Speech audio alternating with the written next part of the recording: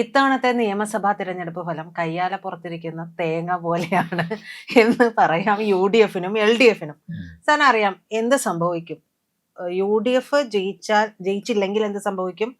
LDF ജയിച്ചാൽ എന്ത് സംഭവിക്കും? ജയിച്ചില്ലെങ്കിൽ എന്ത് സംഭവിക്കും?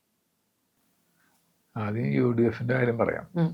UDF-നെ സംബന്ധിച്ച് ജയിച്ചില്ലെങ്കിൽ ഇത് താന്നെ പറയില്ല, ഒരു പോക്കാവെന്ന് പറയില്ലേ, അതേപോലത്തെ അവസ്ഥ.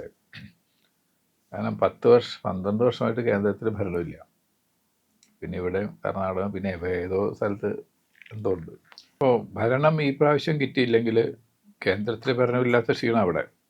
സ്റ്റേറ്റിലും ഇല്ലെങ്കിൽ അവസ്ഥ എന്താണെന്ന് വെച്ചാൽ ഈ പാർട്ടിയും ഈ മുന്നണിയും പിന്നീട് എങ്ങനെ നിലനിൽക്കും എന്നുള്ള പ്രശ്നമുണ്ട്. മുന്നണി സംവിധാനം പ്രശ്നത്തിലാവും.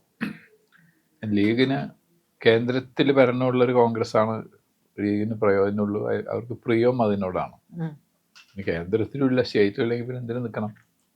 CPM ആണെങ്കിൽ എപ്പോൾ വേണമെങ്കിലും ഇത് ചെന്നാൽ സ്വീകരിക്കാൻ തയ്യാറായിട്ട് ആദ്യം തുറന്ന് നേരവളൊക്കെ കൊളുത്തി നിറവറ വെച്ചിരിക്കുകയാണ്. പിണറായി കേറി വാടാ മക്കളെ, വാടാ മക്കളെ എന്ന് പറഞ്ഞ പോലെ അവസ്ഥ. അപ്പം അങ്ങനെ വന്നു കഴിഞ്ഞാൽ പിന്നെ കോൺഗ്രസിൻ്റെ അവസ്ഥ, ഇപ്പം തന്നെ കോൺഗ്രസിൻ്റെ നിലനിൽപ്പ് എന്ന് പറഞ്ഞാൽ ലീഗിൻ്റെ സപ്പോർട്ടാണ്. ലീഗും ജമാഅത്ത് ഇസ്ലാമി പ്രത്യക്ഷത്തിലല്ല, വെൽഫെയർ പാർട്ടി ആ നിലയ്ക്ക് മത്സരിക്കുന്നില്ല. പക്ഷേ ലീഗിൻ്റെ പിന്തുണ കൊണ്ടാണ് ഇവർക്ക് സീറ്റിൻ്റെ എണ്ണം, ഇവരുടെ കാൽക്കുലേഷൻ്റെ മുഴുവൻ ബേസ് അതാണ്. കഴിഞ്ഞ തവണ 15 സീറ്റുണ്ട്, ഇതാണ് അതിൽ കൂടുമെന്ന് അവർ പ്രതീക്ഷിക്കുന്നു ലീഗ്. അല്ലെങ്കിൽ കോൺഗ്രസിനെ സംബന്ധിച്ച് അത് ഒരു നിലനിൽപ്പിൻ്റെ പ്രശ്നമായിട്ട് മാറും. പിന്നെ മുന്നണി സംവിധാനം എങ്ങനെ, ലീഗ് പോയി കഴിഞ്ഞാൽ പിന്നെ RSPക്ക് പോകാൻ എപ്പോൾ പോയിന്ന് ചോദിച്ചാൽ മതി, എപ്പോൾ ആണെങ്കിലും പോകാം. RSPയെ സംബന്ധിച്ച് അവർക്കിപ്പോൾ ചെറിയൊരു പാർട്ടിയാണ്, നിലനിർത്തിക്കൊണ്ട് പോകണമെങ്കിൽ ഏതെങ്കിലും ഒരു മുന്നണിയോടൊപ്പം നിൽക്കണ്ടേ. 10 കൊല്ലം ഭരണമില്ലാതെ സാധിച്ചു തന്നു. ഇനിയും അങ്ങനെ തന്നു കഴിഞ്ഞാൽ അവരുടെ അണികളും പോയി പോകും. കുറെ പേര് ലീഗ് ഭരണം കിട്ടിയില്ല എന്നുണ്ടെങ്കിൽ ലീഗ് CPM-ലേക്ക് അല്ലെങ്കിൽ LDF-ലേക്ക് പോകുമെന്ന് നമ്മൾ പറയുന്നുണ്ട്. പക്ഷെ അതിന് അത്രത്തോളം പ്രാധാന്യം കൊടുക്കാൻ പറ്റുമോ? അങ്ങനെ ഇപ്പോഴത്തെ ഒരു സാഹചര്യത്തിൽ പോകാൻ കഴിയുമോ? കാരണം അത്ര ശക്തമാണോ ഇപ്പോ LDF? LDF ശക്തമാണോ എന്നുള്ളതല്ല പ്രശ്നം. LDF-നെ UDF-നെ കമ്പയർ ചെയ്യുമ്പോൾ ഭരണം കിട്ടിയ ആൾക്കാണല്ലോ ശക്തി. അത്രയും നോക്കിയാൽ മതി. UDF-ന് ഭരണമില്ല, മറ്റവർക്ക് ഭരണം ഉണ്ടെങ്കിൽ അതാണ് ശക്തി എന്ന് വിചാരിക്കുക. ഇനി ഇവർക്ക് സ്റ്റേറ്റിൽ ഭരണം കിട്ടണമെങ്കിൽ 5 കൊല്ലം കഴിഞ്ഞിട്ടുള്ള കഥയല്ലേ. അതെ. അതുകൂടാതെ 3 കൊല്ലം കഴിഞ്ഞാൽ ലോക്സഭ ഇലക്ഷൻ ഫൈറ്റ് ചെയ്യണം. അപ്പോൾ പവറില്ലാതെ ഇങ്ങനെ 15-ാം കൊല്ലം പോവുകയെന്ന് പറഞ്ഞാൽ പാടാണ്. കണ്ടിന്യൂസ് ആയിട്ട് 15 വർഷം എന്ന് പറയുന്നത്. പിന്നെ ലോക്സഭ ഇലക്ഷൻ കഴിഞ്ഞ് 2 കൊല്ലം കഴിയുമ്പോഴേക്കും തദ്ദേശ സ്വയംഭരണ തിരഞ്ഞെടുപ്പ് വരും. അതിന് കരുത്ത് വേണ്ടേ. ഇപ്പം ലീഗിന് പോകണമെങ്കിൽ പ്രശ്നമില്ല. ലീഗിന് പോയാൽ എന്താ, LDF-നെ സംബന്ധിച്ച് പവറുള്ള LDF. ഇപ്പോൾ സപ്പോസ് UDF-ന് തന്നെയാണ് ഭരണം കിട്ടുന്നത്, UDF-ന് ഭരണം കിട്ടുന്നത്, LDF-ന് ഭരണമില്ല എന്നുണ്ടെങ്കിൽ അവർ ചിന്തിക്കുക പോലും ഇല്ല പോകാനായിട്ട്, ചിന്തിക്കുക പോലും ഇല്ല.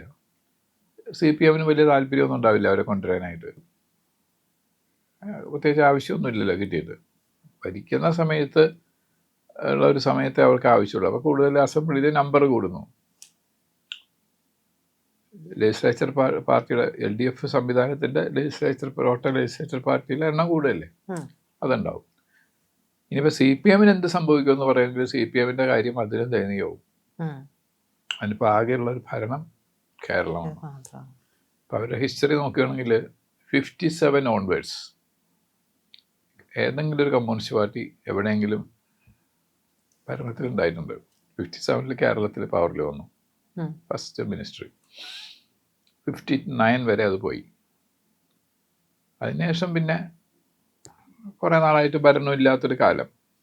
പിന്നെ 67-ൽ വന്നപ്പോൾ CPI ജനസംഘം ചേർന്നിട്ട് ചില മന്ത്രിസഭകൾ കേന്ദ്രത്തിൽ വന്നിട്ടുണ്ട്, നോർത്ത് ഇന്ത്യയിൽ വന്നിട്ടുണ്ട്. പിന്നെ 67-ൽ കേരളത്തിൽ ഭരണത്തിൽ വന്നു സപ്തമുന്നണി EMS-ന്റെ നേതൃത്വത്തിൽ. അതോടൊപ്പം പശ്ചിമ ബംഗാളിലും CPM-ന് പങ്കാളിത്തമുള്ള സർക്കാർ വന്നു. അവിടെ ബംഗ്ലാ കോൺഗ്രസ് എന്ന് പറഞ്ഞൊരു പാർട്ടി ഉണ്ടായിരുന്നു. നമ്മുടെ ഇവിടെ കേരള കോൺഗ്രസ് പോലെ കോൺഗ്രസ് ഇത് പിരിഞ്ഞു പോയൊരു ഗ്രൂപ്പ്. അതിലൊരു അജയ് കുമാർ മുഖർജി മുഖ്യമന്ത്രിയായിട്ട് അവിടെ ഗവൺമെൻറ് വന്നു. ആ സമയത്ത് ജ്യോതി ബസു അതിൻ്റെ ഉപമുഖ്യമന്ത്രിയായിരുന്നു. അതും 5 കൊല്ലമൊന്നും കഴിഞ്ഞില്ല, കേരളത്തിലെ പോലെ തന്നെ അതും പിരിഞ്ഞുപോയി. പക്ഷെ അത് കഴിഞ്ഞ് നോക്കുമ്പോൾ 77 നോക്കുകയാണെങ്കിൽ 33 വർഷത്തോളം ബംഗാളിൽ കണ്ടിന്യൂസ് ആണ്. ഉം. അതോടൊപ്പം തന്നെ ഇടക്കാലത്ത് വെച്ച് ത്രിപുരയിലും സർക്കാർ വന്നു. അപ്പോൾ അങ്ങനെ കുറേ നാൾ നോക്കുകയാണെങ്കിൽ ഒരു 77 ശേഷം CPM ഒരു സംസ്ഥാനത്തും ഭരണമില്ലാത്തൊരു കാലഘട്ടം ഉണ്ടാവും. ഇവിടെ ഭരണം ഈ പ്രാവശ്യം കിട്ടിയില്ലെങ്കിൽ. പക്ഷെ ഇതിനിടയിൽ ഒരു കൃത്യമായ ചില ഇടവേളകൾ ഉണ്ടായിട്ടുണ്ട്. ഞാൻ ഉദ്ദേശിക്കുന്ന കേരളമല്ല, ത്രൂ ഔട്ട് ഇന്ത്യ എടുക്കുമ്പോൾ എവിടെയെങ്കിലുമൊക്കെ ഉണ്ടായിരുന്നു അവർ. ഓക്കെ. അതാ ഞാൻ ബംഗ്ലാ കോൺഗ്രസിന്റെ അജയ് കുമാർ മുഖ്യമന്ത്രിയായത്, ജ്യോതി ബസു ഡെപ്യൂട്ടി CM ആയതും, 67 നോർത്ത് ഇന്ത്യയിൽ CPI ജനസംഘത്തോട് ചേർന്ന് സംയുക്ത യുദ്ധ എന്ന് പറഞ്ഞൊരു സംവിധാനം ഉണ്ടായിട്ട് ഭരിച്ചതൊക്കെ ബീഹാറൊക്കെ. അപ്പോൾ ഇടവേളകൾ എന്ന് പറഞ്ഞാൽ എവിടെയെങ്കിലും പേരിന് ഇവർക്കൊരു ഞങ്ങളിവിടെ ഉണ്ട്, മന്ത്രി ഉണ്ട് എവിടെയെങ്കിലും, ഒന്നുകിൽ CPIന് അല്ലെങ്കിൽ CPM. ഇപ്പൊ സാർ നമ്മൾ സംസാരിച്ചപ്പോ കേരളത്തിലെ ഒരു കാര്യം പറഞ്ഞു, പിന്നെ സാർ ഇപ്പൊ പറഞ്ഞതുപോലെ CPM കാര്യം പറയുമ്പോൾ എല്ലായിടത്തും വെച്ച് നോക്കി എവിടെയെങ്കിലും ഒക്കെ ഈ പാർട്ടി ഉണ്ടായിരുന്നു എന്നുള്ളതാണ്. UDF സംബന്ധിച്ചിട്ട് ദേശീയ തലത്തിൽ നോക്കി കഴിഞ്ഞിട്ടുണ്ടെങ്കിൽ, ദേശീയ തലത്തിലൊരു അവലോകനം അല്ലെങ്കിൽ ഒരു വിലയിരുത്തൽ നടത്തി കഴിഞ്ഞിട്ടുണ്ടെങ്കിൽ എന്തായിരിക്കും ഇത്തവണയും ഭരണം കിട്ടിയില്ല എന്നുണ്ടെങ്കിൽ? ഭരണം കിട്ടിയില്ലെങ്കിൽ ഇവിടുത്തെ കോൺഗ്രസ് ഇതേപോലെ നിൽക്കില്ല. ഇപ്പോ VD സതീശൻ ആയിക്കോട്ടെ, KC ആയിക്കോട്ടെ, രമേശ് ചെന്നിത്തല ആയിക്കോട്ടെ, ഇനി ഇപ്പുറത്ത് നിൽക്കുന്ന K മുരളീധരൻ അവരെടുത്ത് നോക്കിയാൽ പോലും എല്ലാവർക്കും ഭരണം കിട്ടാതിരിക്കുമ്പോൾ സ്വാഭാവികമാണ്, 10 വർഷമായിട്ട് ഭരണമില്ലാതിരിക്കുകയാണ്. അതിനിടയിലാണ് കേന്ദ്രത്തിലും ഈ ഒരു പാർട്ടിയെ സംബന്ധിച്ച് യാതൊരു തരത്തിലുമുള്ള പിടിയുമില്ലാതെ നിൽക്കുന്നത്, പിടിവിട്ട പട്ടം പോലെ നിൽക്കുകയാണ്. അപ്പോ ഈ സംവിധാനം ഏതവസ്ഥയിലേക്ക് എത്തും? ഇത് കേരളത്തിൽ നോക്കിയാൽ ഇപ്പൊ ഈ നേതാക്കളെല്ലാം ഇത്തവണത്തെ പ്രതീക്ഷയിലാണല്ലോ. ഇതും കിട്ടിയില്ല എന്നുണ്ടെങ്കിൽ നേതാക്കളെല്ലാം, അതായത് പാർട്ടിയിൽ ഈ നേതാക്കൾ നിൽക്കുമോ, ഉണ്ടാകുമോ? കുറച്ചു പേര് നിൽക്കും, കുറച്ചു പേര് പല പാർട്ടിയിലും പോകും, കുറെ പേര് CPM പോകും. പക്ഷേ VD സതീശൻ BJP-യിലേക്ക് വരും എന്നുള്ളത് നമ്മൾ കാൽക്കുലേറ്റ് ചെയ്ത് നോക്കുമ്പോൾ സ്വാഭാവികമായിട്ടുള്ള ഒരു ഇപ്പോഴത്തെ ട്രെൻഡ് അതാണ്. അപ്പോൾ അവർ വരാനുള്ള സാധ്യതയുണ്ട്. എന്നിരുന്നാൽ പോലും ഇപ്പോൾ ഈ പറഞ്ഞിട്ടുള്ള VD സതീശൻ, KC വേണുഗോപാൽ, രമേശ് ചെന്നിത്തല എന്നൊക്കെ പറയുന്ന നേതാക്കൾ, K മുരളീധരൻ ഉൾപ്പെടെ, K മുരളീധരൻ വരുമെന്ന് പത്മജ വേണുഗോപാൽ ഇടയ്ക്കിടയ്ക്കേ പറയുന്നുണ്ട്, ചേട്ടൻ കുറച്ച് കഴിയുമ്പോൾ വരും നോക്കിക്കോ എന്നാണ് പറയുന്നത്. പക്ഷെ അത് നമ്മൾ തമാശയെ ചിരിച്ചെടുത്താൽ പോലും അതിലൊരു വിളിയുണ്ട്, ചേട്ടൻ ഇങ്ങോട്ടേക്ക് വന്നോളൂ, ഇതാണ് നല്ലത് എന്നുള്ളൊരു ഉപദേശം കൂടി, അനിയത്തിയുടെ ഒരു ഉപദേശം കൂടി ഉണ്ട് എന്നുള്ളത്. പക്ഷെ ഈ നേതാക്കൾക്കൊക്കെ കോൺഗ്രസ് വിട്ടാൽ അസ്തിത്വ പ്രശ്നം ഉണ്ടാവില്ലേ? കോൺഗ്രസ് വലിയ അസ്തിത്വമൊന്നുമില്ല. കോൺഗ്രസ് എന്ന് പറഞ്ഞാൽ എന്താ? ഇത് പ്രാക്ടിക്കൽ ആണോ? അതായത് KC ആയാലും രമേശ് ചെന്നിത്തല, VD ഒന്നും ഇംപ്രാക്ടിക്കൽ അല്ല. കോൺഗ്രസിൽ എത്ര ജ്യോതിരാദിത്യ സിന്ധ്യ വന്നില്ലേ കേന്ദ്രത്തില്, അത്രയൊന്നും സ്വാധീനം KC വേണുഗോപാലിനില്ലല്ലോ. ജ്യോതിരാദിത്യ സിന്ധ്യയ്ക്ക് മധ്യപ്രദേശിലുണ്ടായിരുന്ന, മധ്യപ്രദേശ് കോൺഗ്രസിലും പിന്നെ അവിടുത്തെ പൊതുവെ രാജകുടുംബം എന്നുള്ള നിലയ്ക്കുള്ളൊരു, ഇപ്പോൾ നമ്മൾ തിരുവിതാംകൂർ രാജാവ് എന്നൊക്കെ പറഞ്ഞ ഒരു ഇതുണ്ടല്ലോ, സ്വീകാര്യത. അപ്പം ആ സ്വീകാര്യത അതിനേക്കാൾ എത്ര ഇരട്ടി മധ്യപ്രദേശിൽ. പക്ഷെ അവിടുത്തെ പൊളിറ്റിക്സും നമ്മുടെ കേരളത്തിലെ പൊളിറ്റിക്സും എൻറ്റയർലി ഡിഫറെൻ്റ് അല്ലേ? ആയിരുന്നു. പക്ഷെ ഇപ്പോൾ കോൺഗ്രസിൽ നിന്ന് ധാരാളം പേര് BJP-യിലേക്ക് പോകുന്നു, അല്ലെങ്കിൽ CPM-ലേക്ക് പോകുന്ന കാഴ്ചകളില്ലേ. ചെല്ലുന്ന അവർക്ക് എന്തെങ്കിലും പൊസിഷൻ ഓഫർ ചെയ്യുന്നുണ്ട്. ഒരാളെ ദേവസ്വം മന്ത്രിയാക്കിയില്ലേ, കോൺഗ്രസിന് പോയപ്പോഴേക്കും ദേവസ്വം മന്ത്രിയായി. വേറെ ചില ആൾക്കാരെ നമ്മുടെ ഇവിടെയൊക്കെ ലോക്കലായിട്ട് തന്നെ പല ആൾക്കാർക്കും പല പൊസിഷൻസ് ഓഫർ ചെയ്തിട്ടുണ്ട്. ഞാനിപ്പോൾ ആളുകളുടെ പേര് പ്രത്യേകിച്ച് പറയുന്നില്ല എന്നേ ഉള്ളൂ. ഇല്ല സാർ, ഞാൻ വീണ്ടും ചോദിക്കുകയാണ്. അതായത് ഇപ്പോൾ ഇവരെല്ലാം ഏറ്റവും ലൈം ലൈറ്റിൽ നിൽക്കുന്ന നേതാക്കളാണ്, നമ്മൾ ഈ പറഞ്ഞ പേരുകാർ എല്ലാം. ഇതല്ലാതെയുള്ള നേതാക്കളും ഉണ്ട്. എന്നിരുന്നാൽ പോലും ഇതിന്റെ പുറകിലേക്ക് വരുമ്പോൾ പ്രാദേശിക തലം വരെ എടുത്തു നോക്കി കഴിഞ്ഞിട്ടുണ്ടെങ്കിൽ അവർക്കൊക്കെ കുറച്ചുകൂടെ ഈസിയർ ആണ് BJP-യിലേക്ക് പോകാനുള്ള ഒരു കാര്യം എന്ന് പറയുന്നത്. പക്ഷെ ഇവരാണ് കോൺഗ്രസിനെ കേരളത്തിൽ ഇങ്ങനെ ഞങ്ങൾ കോൺഗ്രസ് ഉണ്ട് എന്ന് പറഞ്ഞ് നിലനിർത്തുന്നത്. ആ നേതാക്കളാണ് പോകാനുള്ള സാധ്യത ഞാൻ ചോദിക്കുന്നത്. ഇപ്പം നമുക്കൊരു പേര് പ്രത്യേകിച്ച് അങ്ങനെ പറയാൻ പറ്റില്ല. പക്ഷേ ഒന്ന് ഞാൻ പറയാം, ഇന്ന് കോൺഗ്രസിൻ്റെ കേരളത്തിലെ നയിക്കുന്നവരെന്ന് പറയുന്ന പല ആൾക്കാർ, ഞാൻ പേര് പ്രത്യേകിച്ച് ഈ അവസ്ഥയിൽ പറയുന്നില്ല, അവർ പലരും BJP-യുടെ കേന്ദ്ര നേതൃത്വമായിട്ട് ചർച്ച ചെയ്തിട്ടുള്ളവരാണല്ലോ ഇതിനു മുൻപ്. 25 കൊല്ലം മുമ്പ് തന്നെ കേരളത്തിലെ നമ്മളിപ്പോൾ സാധാരണ പറഞ്ഞു വരുന്ന പേരുകളിൽപ്പെട്ട ഒരാൾ ചർച്ച ചെയ്തിട്ടുണ്ട്. അന്ന് കോൺഗ്രസ് ഓൾ ഇന്ത്യ രീതിയിൽ സ്പ്ലിറ്റ് ഉണ്ടായിട്ട് ഒരു കൂട്ടർ ബി ജെ പിയുടെ ഭാഗത്തേക്ക് ബി ജെ പിയുടെ മുന്നണിയിൽ എൻ ഡി എയിൽ ചേരാൻ പോകുന്നു എന്ന് പറഞ്ഞ സംസാരം ഉണ്ടായിരുന്നു. ഇപ്പോൾ കേരളത്തിലൊരു സുപ്രധാന നേതാവ് അന്ന് ചർച്ച നടത്തിയിട്ടുണ്ട്. അടുത്ത കാലത്തും ചർച്ച നടത്തിയില്ലേ? നമ്മൾ കേട്ടതാണല്ലോ. കെ വി തോമസ് മാഷെ പറ്റി പോലും അങ്ങനെ പറയണ്ടത് സത്യം എനിക്കറിയില്ല, പറയണ്ടായിരുന്നു. സുധാകരനെ പറ്റി പറയണ്ടായിരുന്നു. അങ്ങനെ പലരെയും പറ്റി പറയുന്നുണ്ടല്ലോ. പറയുമ്പോൾ അതിൻ്റെ അർത്ഥം എന്തെങ്കിലും ഉണ്ടാവില്ലേ? ഞാൻ ചേരുക മെമ്പർഷിപ്പ് സീറ്റിംഗ് എടുക്കൂ എന്നും പറഞ്ഞ് തന്നിട്ടുണ്ടാവില്ല. പക്ഷേ എന്തെങ്കിലും ചർച്ച നടന്നിട്ടായിരിക്കില്ല അങ്ങനെ പറയുന്നത്. അവരോട് അടുത്ത ആൾക്കാർ തന്നെയാണ് ഈ കാര്യം പുറത്ത് പറയുന്നത്. അപ്പോൾ അങ്ങനെയൊന്നുമില്ല. ഇപ്പോൾ ടോം വടക്കൻ ദേശീയ വക്താവായിരുന്നു, ICCയുടെ ഏറ്റവും ആർട്ടിക്കുലേറ്റ് ആയിട്ടുള്ള വക്താവായിരുന്നു. കാരണം അദ്ദേഹത്തിന് ഇംഗ്ലീഷ് നന്നായിട്ട് കൈകാര്യം ചെയ്യാൻ പറ്റും. മലയാളത്തിനേക്കാൾ അധികം സ്വാധീനം ഇംഗ്ലീഷിലായിരുന്നു ശരിക്കും പറഞ്ഞാൽ. കമാൻഡ് അദ്ദേഹം ഇന്ന് വൈകുന്നേരം ICC ഓഫീസിലുണ്ട്, നാളെ കാലത്ത് BJP ഓഫീസിൽ വന്ന് ചേരുന്നു. ഒരു രാത്രി നേരം എടുത്ത് സൂര്യന് അസ്തമിച്ചു വന്നപ്പോൾ അദ്ദേഹം BJPയിലാണ്. അങ്ങനെ സംഭവിക്കുന്നുണ്ട്. കോൺഗ്രസ്സിൽ അങ്ങനെ ഹേമന്ത് ബിശ്വ ശർമ്മ ആരായിരുന്നു? അദ്ദേഹം മുഖ്യമന്ത്രി ആയിരിക്കുന്ന സമയത്ത് തന്നെയാണ് ആ മൊത്തം പാർലമെന്ററി പാർട്ടി അങ്ങനെ തന്നെ BJPയിലേക്ക് പോകുമായിരുന്നു. ചെറിയ കാര്യമൊന്നും നമുക്ക് തോന്നുമെങ്കിലും പറയുമ്പോൾ തമാശയുള്ളൊരു കാര്യമല്ല. അദ്ദേഹം ഈ രാജകുമാരനെ കാണാനായിട്ട് ഡൽഹിയിൽ വന്നു. ഫസ്റ്റ് ഫാമിലിയിലെ രാജകുമാരനെ കാണാൻ. അറിയാമല്ലോ ആരാണെന്ന്. രാജകുമാരൻ മടിയിൽ പട്ടിയെ ഇരുത്തിയിട്ട് ബിസ്ക്കറ്റ് കൊടുത്ത് ഇരുന്നു എന്നാണ് പറയുന്നത്. ഇങ്ങനെ പറഞ്ഞൊന്നും കേൾക്കാൻ തയ്യാറില്ല. അങ്ങനെ നേരെ ഗുവാഹത്തിയിലേക്ക് നേരെ പോകുന്നു. അവിടെ ചെല്ലുന്ന BJP ആവുന്നു എല്ലാവരും.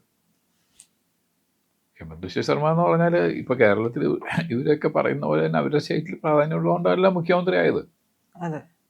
ഏതോ ഒരു ടോം ഡിക്ക് ആൻഡ് ഹാരി അല്ലല്ലോ. അവിടുത്തെ നമ്പർ 1 മാൻ ആയതുകൊണ്ട് തന്നെയല്ലേ മുഖ്യമന്ത്രി ആവുന്നത്. ഇന്ന് അദ്ദേഹത്തിന് പാർട്ടിക്കകത്ത് അത്ര സ്വാധീനം ഉണ്ടായതിൻ്റെ തെളിവല്ലേ അദ്ദേഹത്തിന് ഇന്നും BJPയിൽ വന്നപ്പോൾ ആ പാർട്ടിയിൽ അദ്ദേഹം നേതാവായിട്ട് നിൽക്കുന്നില്ലേ?